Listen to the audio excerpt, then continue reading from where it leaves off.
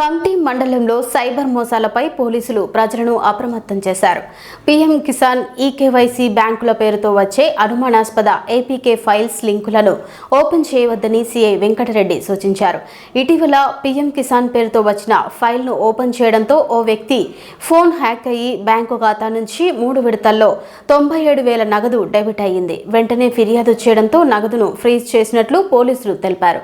Cyber మోసానికి గురైతే వెంటనే 1930కు ఫోన్ చేయాలని, ఓటీపీ, పిన్ పాస్వర్డ్లను ఎవరితోనూ పంచుకోవద్దని సీఐ హెచ్చరించారు. నా పేరు వెంకటరెడ్డి, కంటి సీఐ మాట్లాడుతున్నాను.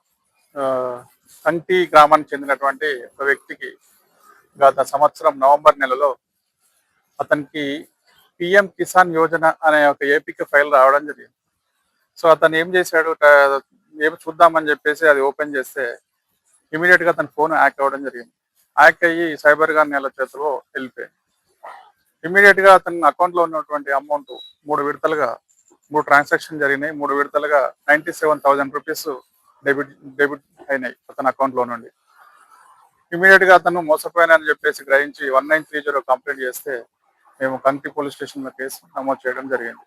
సో దయచేసి ప్రజలందరికీ విజ్ఞప్తి ఏంటంటే, ఏపీకే ఫైల్స్ ఈ చలాన్ పేరు మీద కానీ, పిఎం కిసాన్ కానీ, ఎస్బీఐ ఎనో యాప్ కానీ, ఈకేవైసీ అప్డేట్ కానీ, ఏది అయినా ఏపీకే ఫైల్స్ ఏదైనా వచ్చినప్పుడు ఓపెన్ చేయకండి. ఓపెన్ చేస్తే ఇమీడియట్ గా మీ ఫోన్ హ్యాక్ అయిపోతుంది. హ్యాక్ అయిపోయి అవతల వాళ్ళ చేతిలోకి వెళ్ళి వాళ్ళు ఆపరేట్ చేస్తారు. మీ అకౌంట్ లో నుండి అమౌంట్ అంతా డెబిట్ అయిపోతుంది. చాలా జాగ్రత్తగా ఉండాలి. అట్లాంటివి వచ్చినప్పుడు ఇగ్నోర్ చేయాలి, డిలీట్ చేసేసండి. వాటిని టచ్ చేయకుండా, ఓపెన్ చేయకుండా ఉండాలి. అదేవిధంగా లింక్స్ కూడా ఎవరు కూడా ఓపెన్ చేయొద్దు. చేస్తే మాత్రం అకౌంట్ లో ఉన్నటువంటి అమౌంట్ అంతా ఖాళీ అయిపోతాయి. తర్వాత మోసపోయిన తర్వాత లాభదేవం ముట్టుకున్నా కూడా ఏం లాభం ఉండదు. కాబట్టి చాలా జాగ్రత్తగా ఉండాలని చెప్పేసి నేను ప్రజలకు హెచ్చరిస్తున్నాను. అదేవిధంగా బ్యాంకుల నుంచి కూడా ఎలాంటి మెసేజ్ కూడా ఎవరు పంపరు. మీరు పలానా లింక్ పంపుతున్నామా, పలానా ఏపీకే ఫైల్ పంపుతున్నాం అని చెప్పేసి ఎవరు కూడా బ్యాంక్ నుంచి పంపరు.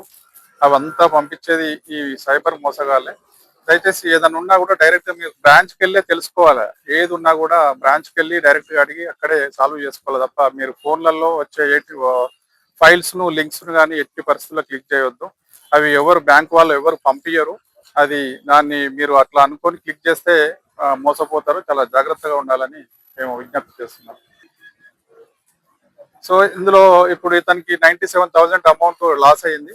లాస్ అయిన అమౌంట్ తర్వాత అతని కొన్ని అకౌంట్లలో హోల్డ్ అయిన అమౌంట్ 97,000 కూడా హోల్డ్ అయినాయి.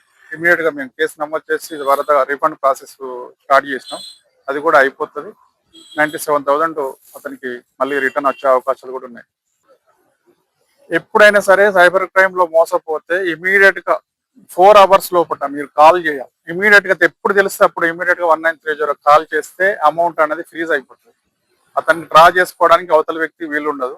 అక్కడే హోల్డ్ అయిపోతాయి. మళ్ళీ మనం రిఫండ్ తెప్పించుకోవడానికి అవకాశం ఉంటుంది.